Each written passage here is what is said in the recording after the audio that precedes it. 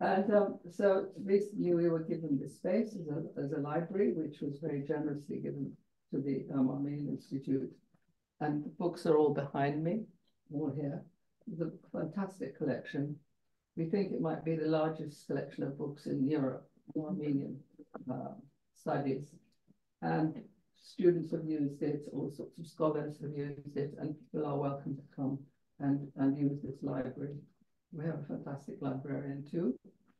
And one of the offshoots of our activities was the starting of the Armenian Creatives. We wanted to have a register or a group of people who are actually active in culture and in the arts. Susan started the first meeting, and we had a nice gathering of people who were working mostly on in different areas. Again, could be film or could be music, art, painting, IT now, of course, increasingly. And they've had several meetings here, and Max is one of the stars. Now, Max is Saakhyan. He's Spanish Armenian. He's a producer, and he had the idea of doing a podcast on Aurora recently, and it was his first podcast, and it was absolutely fantastically well received. I'm not going to try and steal his thunder by saying much about Aurora, because you probably all know quite a bit about it, and I'll let Max do the rest. Thank you. Thank you so much. Thank you for coming. Thank you, Narissa, and thank you to the Armenian Institute for hosting the talk / hopefully discussion later on. So today we're going to be talking about Aurora Mardiganian, but there's going to be two sections of today. One is going to be Aurora, but the other is going to be about the importance of archiving and basically using Aurora as a case study for this. Now, before I go into this, I first want to explain about the podcast, which was mentioned. Oh, late people. So what is Uncovering Roots? Uncovering Roots is a brand new podcast that I started a few weeks ago. And the aim is to tell stories from the Swana region. Now, Swana being Southwest Asia and North Africa. Now, a lot of people say MENA, which is Middle East and North Africa, but this tends to exclude some people occasionally, so like Armenians, Kurds, Assyrians. So this tends to be a more inclusive name. So Uncovering Roots, its purpose is to honor and teach. Honor those stories that we tell, but also teach people about the region, whether that's present day or in a historical context. So 18 months ago, well, 20 months ago now, I started my journey on researching about Aurora. Now, I have zero production experience. I don't think I even clicked record on a mic before. It was all extremely new to me, let alone the sound design and things like that. But in the end, I managed to interview around 22 people, had 40 hours plus worth of interviews, which was hell at times. But I also had an insane amount of archival footage archival pieces to play around with, so like court papers, newspaper cuttings, testimonies, photos, all sorts. Max, dear, could you stay in one of the sides of the computer? Oh, yeah. So it's easier for the audience to also hear and That's also see you a little bit. Okay, that's a bit better. Okay, thank you. Thank you.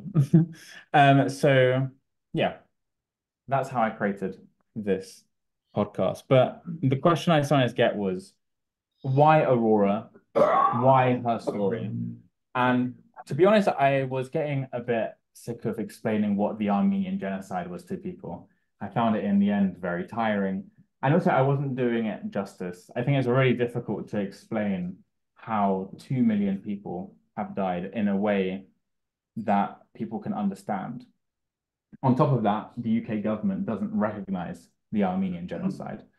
So I thought, let's create something which can teach people, but also put a little bit of pressure onto the UK government. So I started researching on Armenian genocide survivors. I tried to find one person, because finding this one person who's gone through a lot you tend to get a lot more empathy compared to just saying 2 million people have died. So I came across Aurora's story. And her story was insane, not just what she went through, but afterwards as well. She was just a teenager who went through the Armenian Genocide at just the age of 14.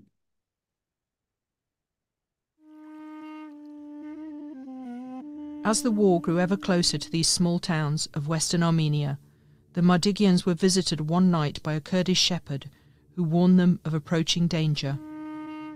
Despite this warning, Arshalous's father was reluctant to leave, worried that fleeing would justify the Ottomans in punishing other Armenians. Arshalous remembers him stating, "If I run, I'd be a coward. If I must die, I'll die in my own home." But the coming danger arrived quicker than they could prepare for, and within a few days the Ottoman soldiers had taken over the small town, ordering all men over the age of 18 to assemble in the public square. Arshalous and her siblings embraced their father, hugging him for what they hoped wasn't the last time. As he left the house, her brother Porhos followed their father at a distance just to be near him. Porhos was spotted by the soldiers and ordered to line up along with the rest of the Armenian men. They never returned from the town square. Day by day, week by week, as the march continued, Arshalous came to realise these same horrors were happening everywhere as they passed through towns where every Armenian was dragged from their homes.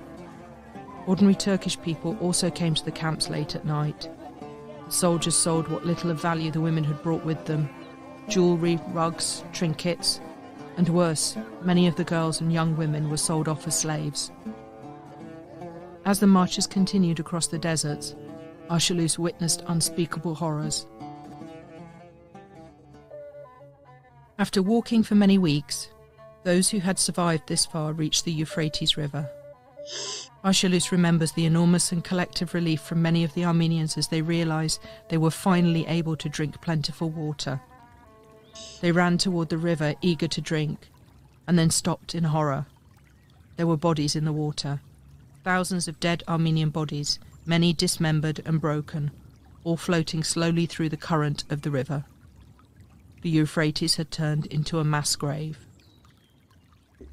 Before the desert, there was water, that lake, like something was passing by away. I don't know what you call that. At that time, I won't be able to tell, but it was big water, and then bodies were coming right into that water. They were floating in the water? Floating, and there were arms, and there were head cut off, and the legs Parts cut of off. bodies. Parts of the bodies. All the Armenians, they were Efrat from Harput, Efrat, they call it Euphrates River, that they call.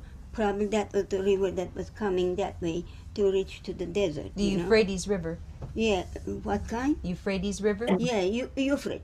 Euphrates River. We call Efrat. English Euphrates. So, what was I going to say? That's it. 2 years under occupation, 2 years worth of escaping. Some of the stories were insane. Nearly all of them were brutal.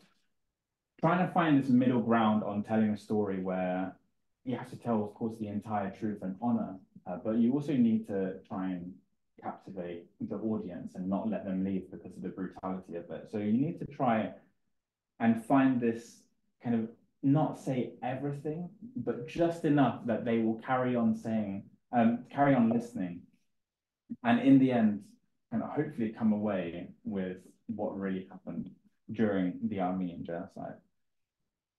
So she escaped numerous times, and I think we tend to forget about someone's age when someone goes through this. 14 years old, and she managed to escape numerous times. She managed to escape like army generals, soldiers, a leader, and of course, all of them were adults. She managed to outsmart, outtrick them.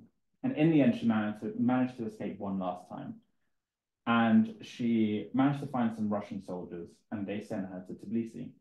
Now, she met with an Armenian commander, Andranik Ozanian, I know some of the Armenians in this room might know who he is. He's one of the most famous Armenian generals to have ever lived, and probably definitely the most feared Armenian general to have lived. And he had one message for Aurora to tell the world about the genocide. So she set off. She went to St. Petersburg just as the Bolshevik Revolution was starting, but thankfully managed to get out of that to Oslo, and in the end managed to get on a boat to America. And she was taken in by an Armenian couple. She was taken in by an Armenian couple when she arrived. They helped her post news advertisements in search of her brother Vahan, whom she believed to be living in the States. She had interviews with the New York Sun and the New York Tribune, which were published alongside these advertisements. Her story piqued the interest of writer Henry Layford Gates. Henry and his wife Eleanor soon became her legal guardians. After becoming her legal guardians, they changed her name to a more anglicised version, Aurora Mardiganian.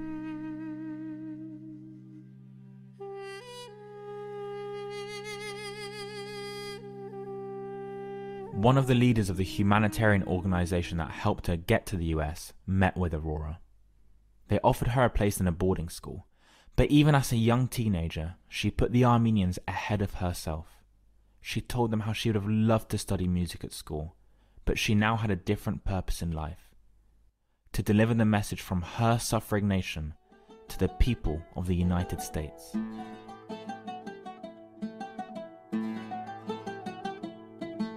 Henry Gates set up headquarters at New York's Lantham Hotel for Aurora, just months after she escaped the Ottomans. Aurora didn't speak much English, and Gates didn't know any Armenian. Through short oral installments, Aurora recounted her story in Armenian, which was translated into English, transcribed, and then edited by Henry Gates. During one of the days when Aurora was recounting her story, she was asked what hurt more, her witnessing the murder of her family, or seeing the slaughter of the Armenian nation. Which one do you think that hurt you more? Well, I said, that's a hard question. The people of my nation, I said, in Armenian I talk. And then the man is translating, see? So then I said, my people is my nation. My nation is go, then no more Armenian live. And my people hurt just as much as my parents. My parents hurt me just as much as my people.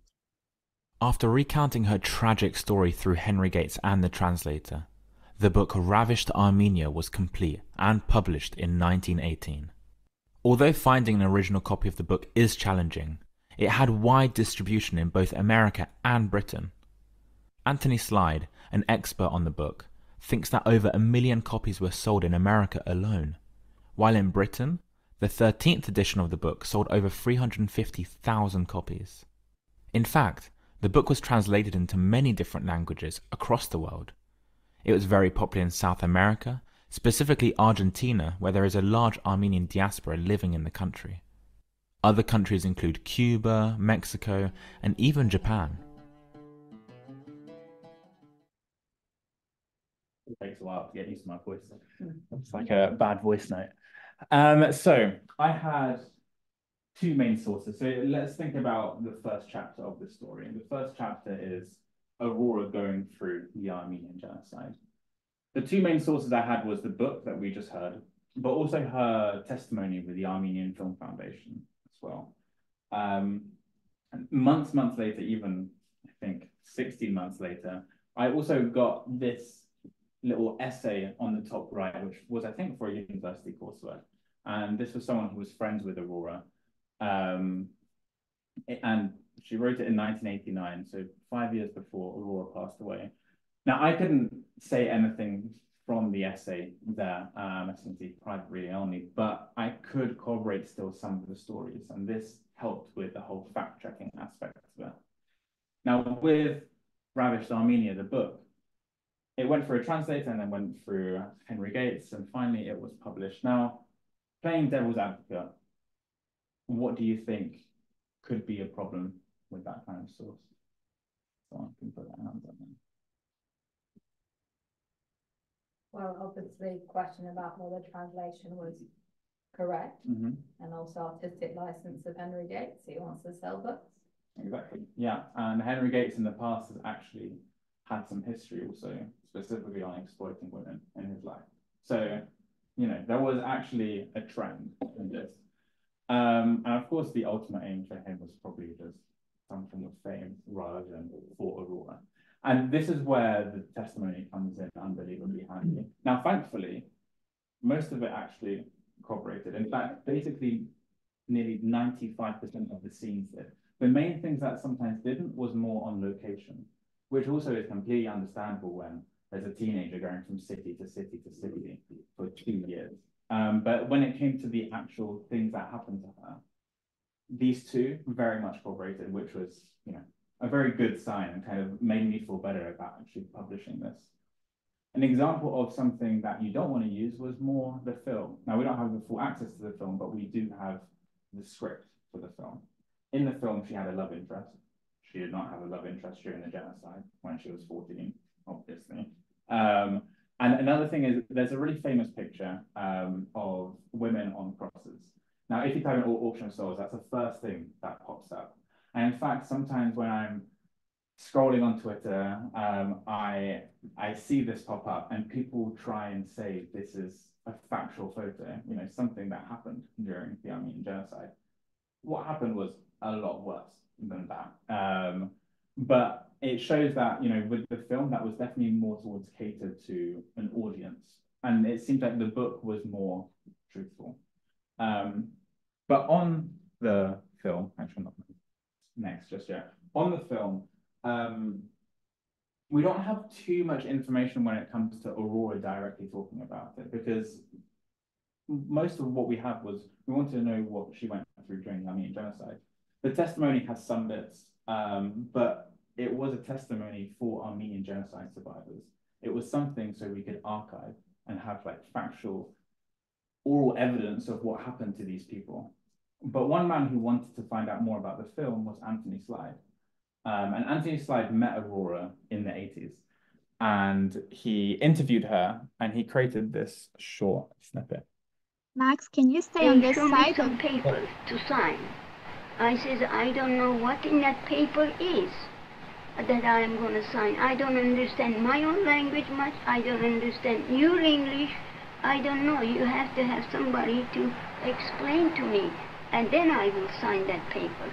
That Aurora Mardiganian and his brother will come to the hotel and they tell you all about what is, that was a contract they made.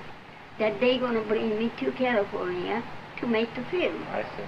So then, when they explained it to me, my guardian, Mrs. Gates, said to me, Aurora, we're going to go to California, and then you're going to see the picture, the picture taken. What picture? I thought I always have people taking my picture all the time, not like this thing. Yeah. So then I said, that's good. In the hotel there, Alexander Hotel, they rented for Newport Gate and sit there until 3 days after that they will bring me to the Hollywood, first Los Angeles. They took me to the Civic Zoo. And do you remember how much they paid you to appear in the film? No, they said that we will give you $15 to make the film in the contract. $15? 15. That's all? That's all. $15 a week? Or? No, yeah, $15 a week. A week? Yes, $15 That's a week. Okay. And then they said that $15. I didn't understand English. Then the Armenian man, Mardiganian, said, well, that's good. $15 mean a lot of money at that time to them. And that they will pay. Because I have to give this with nearest relief help to help Armenian people. On account of that, $15 they want to give me. That's the way they explained it to me. Well, there's one Saakhyan said to me, that is a lot of money, $15. In every country at that time, they couldn't even get dollar themselves. Well, I agree. Other people intelligent, I agree. I didn't know. I was naive. I didn't know nothing. So then I signed the paper. Then when she said that we're going to go to California to have pictures taken, she didn't, because she knows I don't know what movie means. So probably that's the language she used, want a picture taken. I said, good, then I will be able to see my uncle that lives in Fresno, California. Oscar Apple said, he directed me how to, I'm going to act. He says, you just see what you went through and all, like that way, that they will make the scenery like that. So then, first time on, I asked, first starting, and said, beginning, and they put me in, everybody that going to take a part, they had their own rooms to make up, I suppose, whatever at that time they doing it. No makeup for me, no nothing. I don't know those things. They said, you don't need it, you have your natural beauty, nothing else. So then, first they gonna start it, they said, all right, Miss Mardiganian, you the star, you're the first one to act. I said, all right. When I came out, they got me to bring me out of my dressing room. I saw all the people with red vests, tassels on, everything. I thought I got shocked. I thought that they brought me, for me, and they gonna give these Turks that to finish my life. That's the feeling I had. I can't help it. God made me that feeling to feel about it, everything. Now, so I cried very bitterly. I said, Mrs. Gates said, honey dear, they are not Turk. They are taking the part of those barbarics. Most of them are soldiers like, but they are Americans. How will I know that they are Americans? They talk English, their language. I have no Armenians around them anymore. So I cried and keep crying. Because I was more than a teenage girl acting like, so then I said to first to Mr. Oscar Apple, I said, you have no hair on your head, and your name is Oscar Apple, and I am going to tell you that Apple. Can you imagine that? Well, for me, English language, any old way, I grasp the English language. It's not a schooling, but I catch the words. So I said, Mr. Apple, like that, put my hand over his top of his head. I said, you have bald head. Great way to finish that snippet off. So she finally escapes to the US, but she's not really free. She gets tricked into this film. And what she went through during Hollywood and the filming was just horrific. So number one, she got Spanish flu just before she started filming. Then in the middle of the filming, she broke her foot and they forced her to carry on. You can even see some of the photos from the film, like the bandaged foot. Now, we're not talking about this film being, a year, 2 years of making. This is 6 weeks, 6 weeks of filming, and then a month later, it's everywhere. I think one thing people don't realize is also how popular the film was. It was shown everywhere. It was shown in the UK at Royal Albert Hall for 3 weeks in 1920, twice a day. And then it got shown till 1924, I think. So 3 or 4 years of film being shown, doesn't really happen in today's world now. So, and I think it went to Japan, Argentina, Australia. It was everywhere. And it was also an expensive film. In America, it was $10 a ticket. $10 a ticket is expensive now, to be honest. So yeah, this was a true sensation, and despite all of that, it still broke records.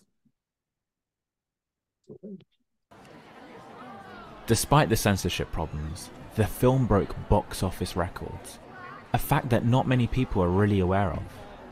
When the film opened in the Washington Theatre in Detroit in 1919, it broke all box office records in the city. This is despite the city's slight censorship of only letting those over the age of 21. Box office records were similarly broken in Dayton, Ohio in early January. In fact, as one newspaper said, the film shattered all previous box office records, that there had to be another showing in the future. You can even see pictures of the endless queue in front of the theatre. People were desperate to see this film. Aurora made personal appearances at each screening. There were even morning performances for ladies only, where Aurora went into more detail about the experiences of the women during the genocide. We don't have the exact numbers, but Anthony Slide thinks that around 10 million Americans saw the production. But despite the fame, she was completely alone. She was without her family and friends, and her life became promoting the film. The constant public appearances for Aurora became too much for just one individual to handle. There was even talk of sending Aurora, who was clearly traumatized and still a teenager, to London to appear at the British screenings in 1920. She made her last personal appearance with the film in Buffalo, New York in May 1920, where she fainted.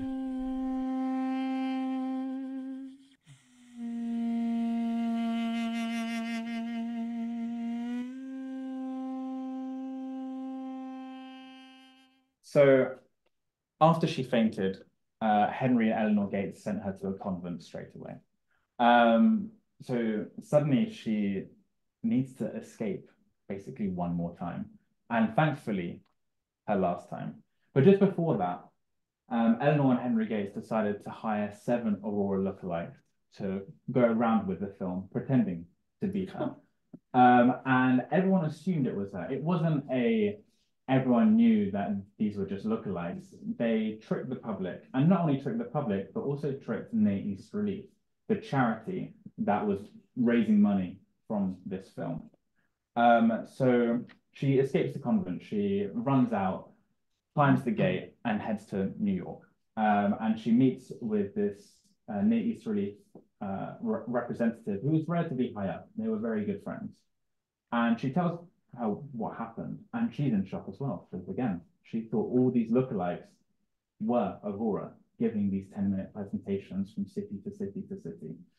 And this is where Aurora started to feel, I think, more empowered. This is where she decided to actually basically say enough is enough. So she decided to sue her guardians. Sue her guardians because she didn't get paid what she was actually owed, $7,000. From that $7,000, she got paid $195.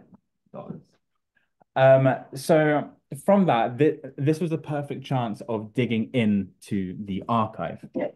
So we have newspaper clippings. And here we can see Armenian refugee got $15 a week as star of film play. Girl says Guardian saved only $195 of $7,000 paid for production. And over here, it also mentions about the 7 Aurora lookalikes giving out 10-minute lectures everywhere. Now, in America, thankfully, they archive quite well there. And because of that, they also tend to archive court proceedings quite a lot. So then I decided to dig more because I wanted to find out a bit more about this. And the first thing I found was the Surrogates Court, County of New York, and basically just proving that Eleanor Brown Gates was Aurora Mardiganian's guardian. Well, technically, Archelaus Mardiganian's guardian, because they got her name changed.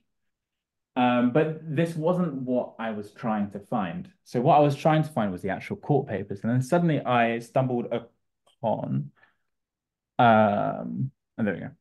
Stumbled upon, I think, 20, 30 pages of this court proceedings. And I kept on reading, and then I had to reread a sentence like 10 times just to get it inside my head. And that was, that your petitioner is without funds and without employment at this time, as a result of which she has become indebted for room and board for herself, for certain tuition charges at the school where her sister is attending. Now, the only part of that sentence which truly made sense to me was the last part, but it was important. School where her sister is attending. Now, in the book, all her family passed away. Her sister, along with, I think it was three other siblings, got thrown across the boat and assumed drowned. In the Armenian Film Foundation's testimony, she doesn't mention her sister once.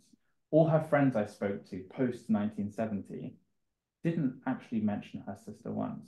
So I got confused, and I asked a friend who went through the Zorian archive, and actually she did mention her sister there.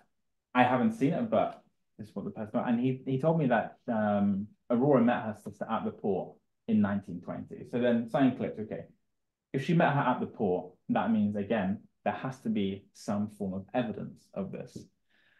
So then I went through the Armenian Immigration Project, which has basically all the Armenians who have gone to New York, I think, in a period of, I don't know, I think 1910s, 1920s. And I was digging and digging. And what's sometimes difficult about this kind of thing is Americans will very much struggle to spell a foreign name. We have this now. 100 years ago, even more so, because you didn't have translators in over there. Not for this, anyway. But I managed to find something. So we can see here, Aurora Mardiganian, and arrived in New York in June, August, American dates, throw me off. But in 1920. So there's this first bit of evidence that we see this person clearly existed in America. But then again, I had to do some more digging. We can't just rely on one archive. So then I managed to get into this Department of Public Welfare where they posted about people getting these jobs.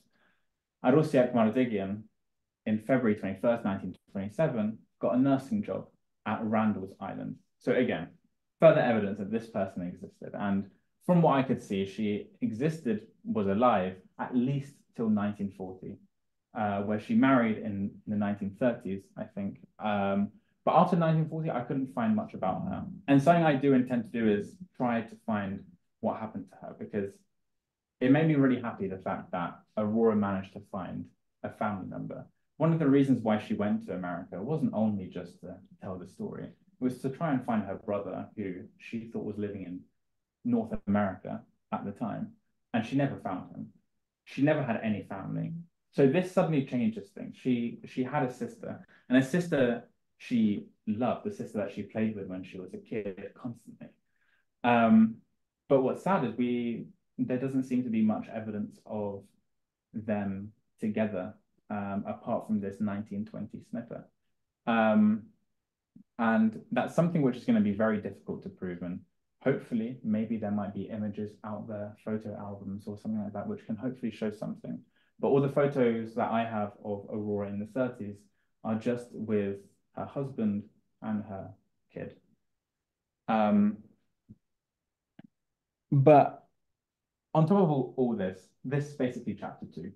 Chapter 3 is actually talking about Aurora.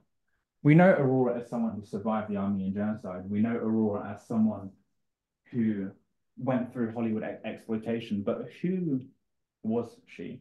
I think we need to humanize these people. We need to figure out what were they like? Were they kind? What was their favorite food? What shop did they go to? You know, little things like that make someone actually human. And these are important things, especially when we're trying to save, in a way, our cultural identity. So I went on a mission on trying to find out who Aurora was, and this was very difficult because, you know, she passed away in 1994. But I did manage to track down a nurse that cared for her at the Aurora home in California. Now, she had fond memories of Aurora. In fact, she said the only person I remember was Aurora. I don't know how true that is, but she knew her purely for the reason of I think she said that, you know, she was unbelievably kind, but also looked so like beautiful. But she had no idea who Aurora really was. She didn't know that she was a Hollywood star. I'm sure she probably knew that she was an Armenian Genocide survivor, but not to the extent on what she truly went through. Then I managed to reach out to a couple of other people. Annie and Maggie stood out in particular, where so I think Annie and her family were best friends with her, and she talked about this, you know, the Armenian hospitality that they brought. You know, every time she came in, you know, you'd always get something to eat, you'll always get something to drink. It was very difficult to leave that kind of house. And these were really nice, happy memories to try and show who Aurora was as a person. But then we also have to show two sides to this. One side being that she was completely paranoid. I interviewed Anthony Slide a year or two ago, and we talked about when he went there. And he talked about how she was petrified of anyone knocking on the door. If someone knocks on her door, it's going to take her 5 minutes to open up because she thinks it's just a Turk trying to get her. And we heard in the interview where she got this exact same feeling when she was during the filming process, which was in 1918. So this was happening for decades. 70 years of her life was pure paranoia, which, I mean, breaks me, but it's still important to realize this. And then I thought, okay, how can we maybe potentially make this some form of happy ending, if it's possible? And I thought, okay, family. We know she had a son. Maybe she had a grandson. So I, again, did some digging. In the end, I managed to figure out that there is a grandson that is still alive right now. Now, I wish right now I could go, here he is. But sadly, I tried to contact him. He owns some bar in Hawaii and I think a really dodgy construction site. It's like money laundering. But this person clearly existed and this was the grandson. And when I tried to contact him first through this bar, we got talking a little bit, I think just with a staff member, but in the end, I basically got ghosted. And then I managed to contact two of his friends slash acquaintances. And then we got talking. And then they finally were like, okay, I'll ask him. They asked him, I got a really strict text back from both people, and these were at different times, and then I got blocked. So clearly there's something strenuous about this relationship. Now, I was a little bit angry at the time because, you know, I do think someone like Aurora,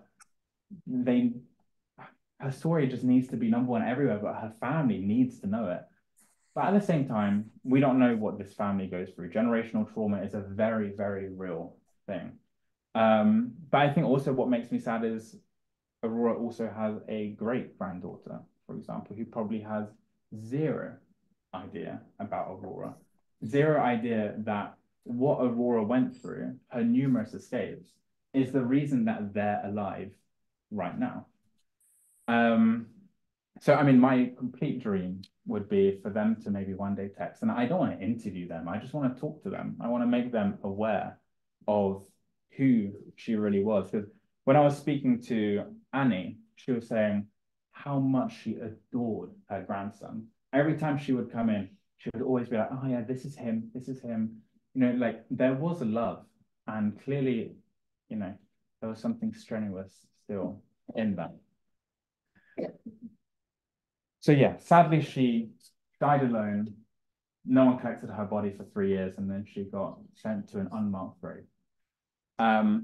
But this story wasn't possible without archives. I'm going to read this bit because I don't remember fully what I wrote. Oh, actually, before I get into that, I got an email 3-4 days ago, which also took me completely off guard. And I wish I could say it was a son or grandson. It wasn't, but it was something which made my heart very much warm. Now, one thing with a lot of these photos of Aurora is she doesn't smile much. You know, like there aren't many photos of her smiling. And then I got an email before I was going to say, oh, I hear you're doing this talk, etc. And the Armenian Institute, I think, Mariana, you forwarded me this email. And I got a bunch of photos. And these were the pictures. So these were the pictures of, I think, Aurora smiling as much as she can that I've never seen before. And again, these photos are also, you know, they're nicely candid, and you can kind of feel even Aurora's presence when you're just seeing these photos. I mean, I got goosebumps just by looking at them now. It's, yeah, fascinating. And stuff like this, something that I got sent 3 days ago, also gives me a little bit of hope in terms of how much potentially is still out there with her. We can discuss this later on, but, you know, for example, the film, which is completely lost and doesn't exist and is considered a lost film now, could that still be out there somewhere? 18 minutes. 18 minutes worth of footage still, yeah, available, but not the full, I think it was hour 20 minutes or something like that. But yeah, this would not be possible without archiving. Now, okay, I won't go into this, but yeah. So from more common archives like newspaper clippings to more purposeful archives like the oral testimony, I can't stress enough how important creating and preserving archives is. Archives can give evidence and provide the gaps in history. They can counter historical bias that we often see, especially in countries that have been colonized in the past. Finding more local archives, such as diary entries, speaking to quote-unquote normal people, photos that help us preserve history and honor their memories. But in fact, it's not just in history. It's making sure that we create future archives as well. It's so important even in the present day now. What happened and is happening in Artsakh, what's going on in Palestine, where we have these heroic journalists sacrificing their life, and these people are documenting and archiving these crucial images and videos that can be used in future court cases, I mean now court cases in the ICJ, and historical teaching for the future. So this is where we're going to move on to this archival element, and where we have a little bit of a discussion. So what are archives? Now, I'm not asking this as a Google definition. I'm asking this as, what do you think are potential archive elements? I'm going to quickly hide here, and feel free to raise your hands. This is an open question. Don't be shy, everyone. Yes. Letters. Letters, yes, exactly, like diary entries, for example. We'll see if I try to be too smart with this. Yeah, exactly. So, for example, Da Vinci's Notebook, one of the most famous ones, Gertrude Bell diaries. She was someone who had adventures inside the Middle East. Joseph Matthias Svoboda diaries as well. Yeah, these things really help also in historical context. Anything else? Artifacts. Artifacts, yes, that's a good Anything, one. Any artifacts. Yeah, really. yeah. Clothing, Artifacts. furniture, bits and pieces of somebody's watch. Yeah. You go back to Arda's letters, which are different from diary entries because they're often telling people about what's happening. Yes. And then there's a conversation because before people wrote back and forth rather than just a Christmas card. Yeah, exactly. Census data. Census data, that's a good one. So in a way, legal records, right? I've got that one there. Yes, so for example, the East India Company, a lot of that has been from legal records. Ellis Island immigration records, again, this is the reason that we found out that Arussia does exist. And Shakespeare's last will and testifying details about his family and friends. Any others? Won't go through all of them, otherwise it could take too long. Photographs. Photographs, yes, exactly. I have that one somewhere too. Yes. Testimonies, video, audio. I once interviewed the waitress of how she was cooking. She told me what he liked eating. Yes. I found that really 100%. Yeah, finding these normal things. Again, it humanizes these people, right? Like these people, also probably like the same thing as you do. And something like that also brings something close to your heart. Yeah, photo albums is a great one. I'll go through some of these. So yeah, food recipes, for example. From the left, from some Sicilian, to the right, where someone was asking help, I can't understand this writing, to my one, which you can probably also barely understand my writing, but maybe a bit more so. Things like you said, video recordings or audio recordings. Dink's interview 40 days before he was gunned down in Istanbul in 2007 is a really important one. The Tahrir protests in 2011. There's an online archive collection in Egypt where people have submitted, and with the metadata and everything, and it's so useful.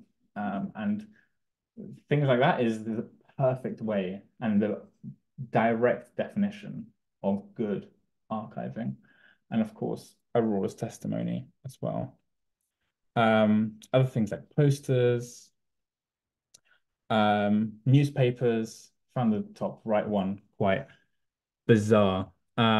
Notice any debt or debt contracted by my wife, Mary Ann Sherman, after this notice will not be paid by her husband. Thank you for announcing that. But yeah, newspapers, especially back in the day, were an insane amount, like so useful for so much research nowadays. What other ones? Yeah, okay. So yeah. Oh yeah, and one more which I wanted to add was clothing and textiles. And I think something that is sometimes forgotten. And in many parts of the world, it's extremely important to someone's identity. Okay, thank you very much, people online. We still can carry on this. Thank you, Marianne. But thank you, Marianne. Yeah, thank you for everything. Thank you very much. So you can follow our pages on Instagram and Facebook, and also follow our newsletter to be informed about our next events and everything that is related to the Armenian Institute. Thank you so much for participating with us today.